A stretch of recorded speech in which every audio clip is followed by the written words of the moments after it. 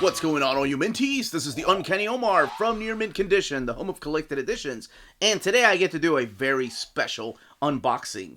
Inside of this box is the Best of 2000 AD Volume 1. So, let's check this out together.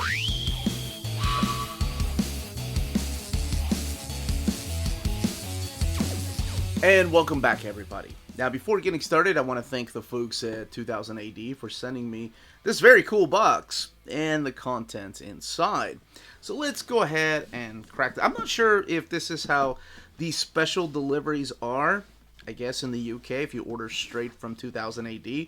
But I have to say, that is awesome, especially this awesome image of Judge Dredd right there, who really is the best of 2000 AD, at least here in America. So let's open this up. Alright, took the tape off, opening it up here, and there's even designs inside of the box. That is really cool. So it looks like it comes with the Best of 2000 AD, the ultimate mixtape for the galaxy's greatest comics. So you get a little shopping bag, awesome. And on the opposite side of the bag is this. Where does she go? Out. What does she do? Everything. I assume that's Halo Jones, because don't recognize the character, but I'm gonna find out here in a second. Here is the ultimate mixtape of the galaxy's greatest comics, Thrill, Power, and Future Shocked. Established in 1977, which is when 2000 AD was established. And then in the back here, it's an ultimate mixtape. Okay, handpicked tracks and handpicked stories. That's awesome. There is a little code there that you just go and download. There are stickers in here from what I assume are the stories collected in the volume that's in here. I'm sure my daughter's going to want to get a hold of those. There is a print right here. This is by Marguerite Sauvage, and that is a beautiful print. I'm not even sure who the ladies are, as my knowledge of 2000 AD is pretty much Judge Dredd and Judge Anderson. And speaking of Judge Dredd and Judge Anderson, here's the cover to the book right here.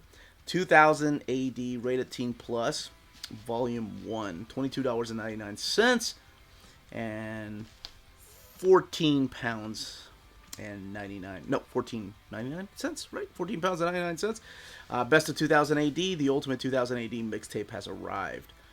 And it's interesting that they put the price here on the very top. I guess I'm used to in American or Western comics, they're all the way in the back. So we're going to crack this open. I haven't read any of this. I'm filming this probably a week or two before I read the stories, and I'll come back and talk about the stories in here. So it took me a little bit longer than 2 weeks to actually get around to reading this. It was more like 3.5 weeks, but I finally did get around to reading this. Not because I forgot about it, just because I had a lot of other books to read. So here is my overview of the Best of 2000 AD. By the way, oh wow, Jamie McKelvey does this cover, this beautiful cover of Judge Anderson and Judge Dredd. And I noticed the designs right away because they look very familiar to the Dawn of X trades. And sure enough, this is Tom Mueller that did the design of this, so good choice. Cracking it open. So what you're going to get in here are different stories from different creators about different characters, all from the 2000 AD progs. So the very first story is by John Wagner, the co-creator of course, Judge Dredd, and Kev Walker's the artist. And I don't know when this takes place, because I'm only on case file number, what case file am I in? 21, I think?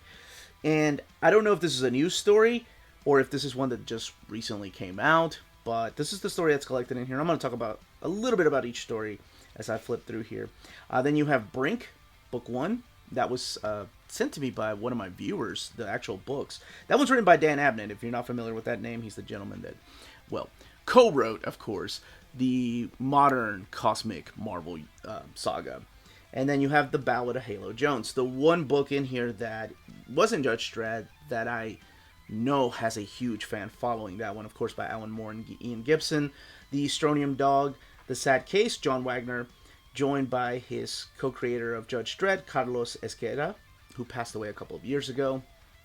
And then there's a critical essay. I found that very interesting because it's the only one in the book, but it precedes the story that it's talking about, the Shambhala story, the Judge Anderson story, written by the late Alan Grant, who just passed away this year, and drawn by Arthur Ranson, and oh my gosh, his artwork, which we'll look at that in a little bit. Then we have a couple little short stories here. So the anthology is pretty interesting because it captures just different stories from the 2000 AD progs, and those stories aren't connected with the exception of Judge Dredd and Judge Anderson. Although Strodium Dog kind of feels like it's in the Judge Dredd universe, and please, if you've read it, if you're familiar with these characters, let me know. I'm just basing it off one I've read of one thing here.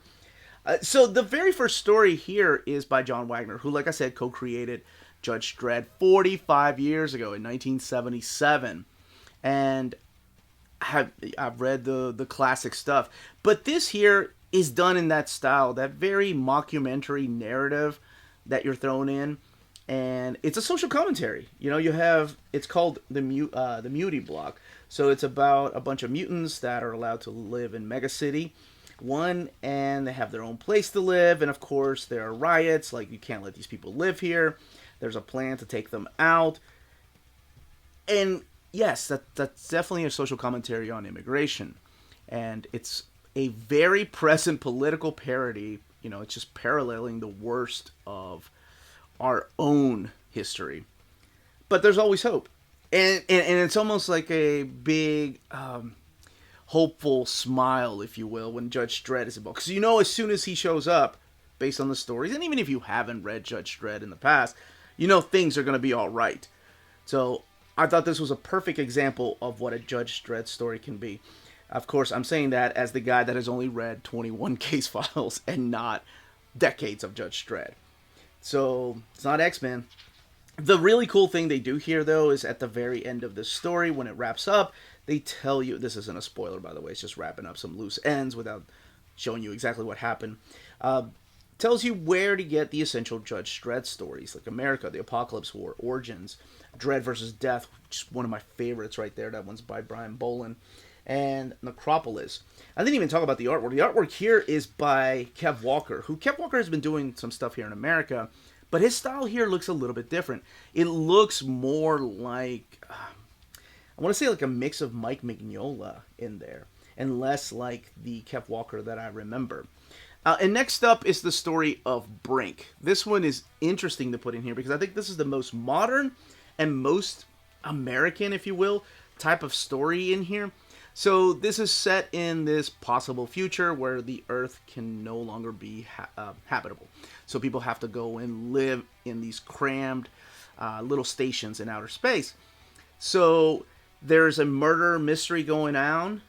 So there is a murder mystery that takes place at one of these stations, and it's up to Carl Brinkman and investigator Bridget Curtis, so Brink and Bridge, to solve this murder. Well, is it more than just murder? Is there something else going on? And is there like a terrorist attack that's happening? Is it some kind of secret criminal conspiracy? And the dialogue really reminds me of American comics. So I think this, out of all these, this is the one that feels the most American, and it makes me want to read the rest of this, because this was really intriguing. And the artwork by Ian J. Culbert reminds me of Javier Rodriguez's artwork. I really like it. It's very simple, but it gets the job done. You don't have any kind of issue reading the panels, because unfortunately some of the art I had a hard time following, and I'll get to that here in a little bit. And it tells you where else you can pick up Brink, if you're interested in following the adventures of Brink. And then we get to the classic, The Ballad of Halo Jones. And I say classic because I know so many of my viewers are like, oh, Omar, you got to check out The Ballad of Halo Jones. It's Alan Moore writing about this future. It's so good. It's so classic. All right.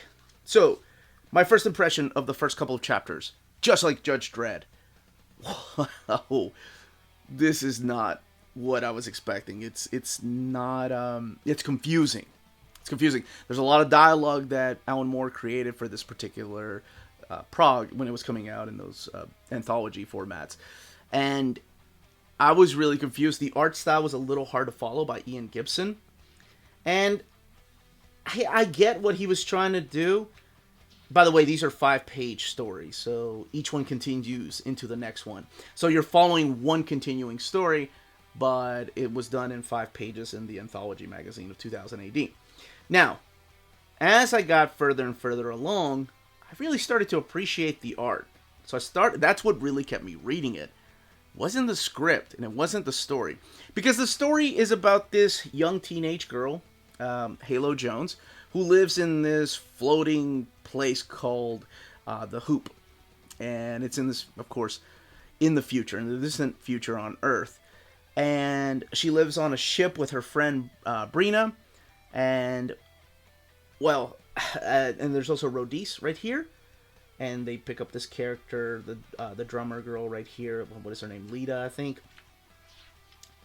But Ludi, that's her name. This lady right here. But the story really begins in the, I want to say this is the 4th chapter. Oh, and I forgot about Toby, their cybernetic dog. So they live in this hoop, which looks like, honestly, like the rough part of towns of a big city where, like, the poor live. And the story really gets going when they have to go on a shopping expedition because they need food. You don't know exactly what that means until Rodice and Halo Jones go in there with Toby, and there's all these things that are trying to come after them, trying to kill them. And speaking of killing, I didn't see that coming. So there is a twist in this where something drives Halo Jones out into space. She's like, I'm done with Earth. This is a horrible thing that happened. I'm leaving. I'm taking off. And that is the end of book 1. Now, that's not much of a spoiler. You can find out what exactly it is. I'm just flipping through these pages so you can see a little bit of the artwork. And the artwork did grow on me, like I said. At first, it was a little hard to follow. And I'm thinking because this was originally printed in black and white, and it was the colors that just meshed all these things together, and it was a little hard to follow. But as I kept reading the different chapters in here, they got better and better. Or easier to follow, rather. I love that Zenade. It's like a weapon that they use to try to make people go into Zen mode, pretty much, making them completely useless in battle. But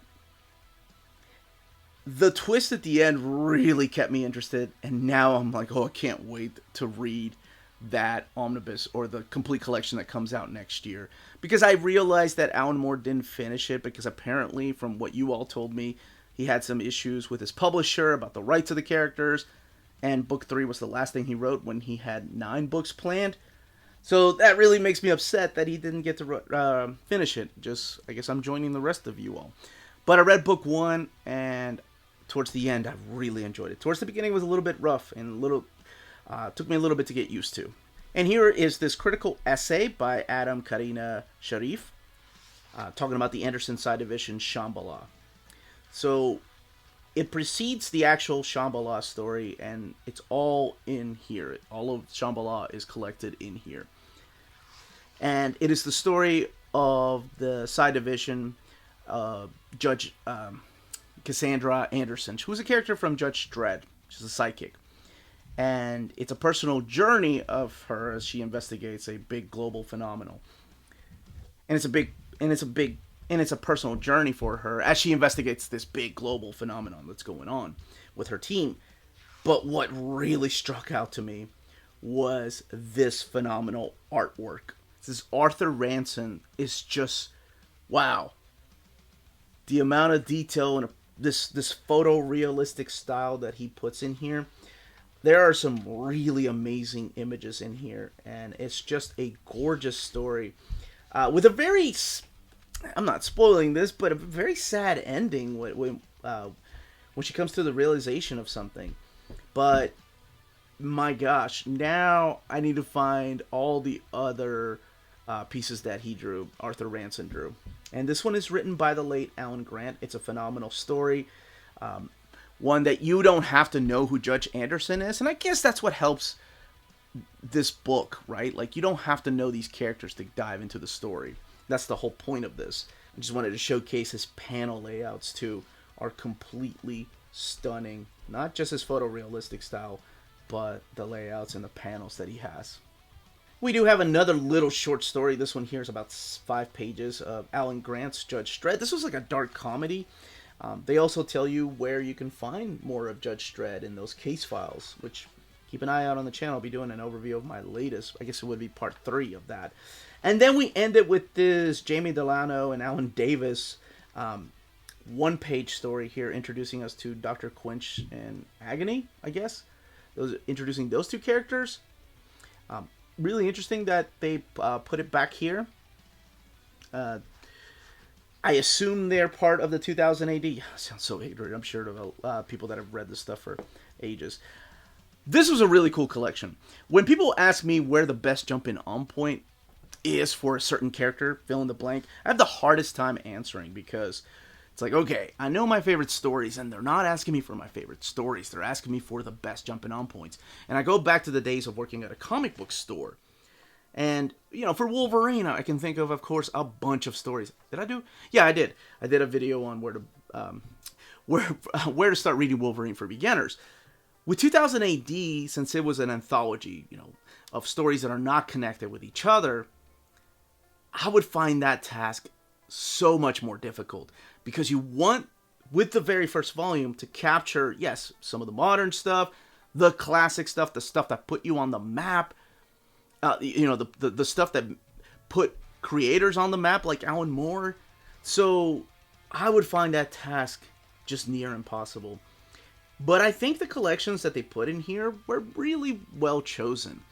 A lot of them wrap up. Some of them continue, and you want to continue. Like, I want to continue the Battle of Halo Jones. I'm not sure about the 2 stories in the back. I'm not sure. I guess they needed page fillers. Oh, and I'm sorry. Speaking of page fillers, this book has 192 pages. It retails for $22.99. It is a softcover. I'm sure most of you noticed that. I'm not sure if there's going to be a hardcover of this one day. But like I said, I think what they did here was give you a small taste of this grand adventure that you can go and join anytime in a monthly manner, because these books are still coming out, still being published 45 years later, these anthologies that, you know, were careers that a lot of creators built their careers on. I mean, I'm not just talking about Alan Grant and Alan Moore. I mean, creators like Grant Morrison and Brian Boland, you know, all these creators that pretty much DC took in the 80s, the big British invasion, but they all got their beginnings from these stories. So what this did is remind me how much I love those Judge Dredd case files and how I need to go ahead and finish that out. And reminds me of telling that people asking me, like, where's the best place to start reading 2000 AD? Somebody else did the job for me. That, as they say, is that. If you're interested in purchasing this book, don't forget to check out our sponsor, but also check out 2000 AD's website, where you can get all this stuff that's exclusive to their website. I'll leave the link in the description of the video. CheapGraphicNovels.com, your online home for graphic novels and collected editions up to 50% off cover price. They have excellent shipping and prompt and helpful service. Check out their bargain deals for up to 90% off cover price. And don't forget that CGN also takes pre-orders. That way you don't miss out on the hottest releases. And they are currently running a special promotion for you Minties. If you're a first-time customer, after receiving your order confirmation email, reply back to that email and let them know Near Mint Condition sent you their way. They will then apply a free shipping promotional credit to your next order in the US. Cheap Graphic Novels, your source for the hottest books with the kind of deep discount, quality shipping, and customer service that will keep you coming back for more. And that was my overview of this amazing anthology. That must have taken a long time to pick the stories out. If you're a fan of 2000 AD, let me know which stories you would have taken out. Really, my knowledge of 2000 AD has been all the Judge Dredd case files I've read, the Judge Anderson stuff, and then, of course, this book right here, which just blew me away. Now I cannot wait to read Halo Jones, regardless of it being unfinished. But if you have any questions, leave your questions down below. Don't forget to smash that like button, subscribe, and ring that bell for notifications to let you know when our videos are going live. We are on Spreadshop and Patreon. Amazing ways to support the channel if you can do so. And more importantly, all of you, stay healthy and safe out there. Much love.